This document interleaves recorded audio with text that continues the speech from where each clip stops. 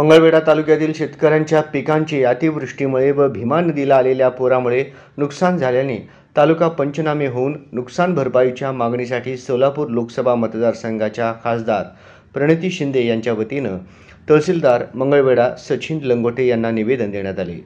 या निवेदनाद्वारे खासदार प्रणिती शिंदे यांनी अशी मागणी केली की सोलापूर जिल्ह्यामधील मंगळवेढा तालुक्यातील अनेक गावांमध्ये शेती पिकांचे अतिवृष्टीमुळे मोठ्या प्रमाणावर नुकसान झालेले आहे। यामुळे शेतकऱ्यांच्या शेतामध्ये पाणी साचल्याने कापूस, सोयाबीन, तूर व अन्य पिकांचे मोठ्या प्रमाणात नुकसान झाले आहे। तसेच नदी काठावरील शेतकऱ्यांचे भीमा नदीला आलेल्या पुरामुळे शेतकऱ्यांच्या पिकांचे पाण्याखाली जाऊन नुकसान झाले आहे। यामुळे अतिवृष्टीमुळे होणारे पिकांच्या नुकसानीचे पंचनामे त्वरित करण्यात यावेत व शेतकऱ्यांचे आर्थिक नुकसान झाल्याने त्यांना शासनाकडून सुसह्य व शाश्वत मदत देण्यात यावी।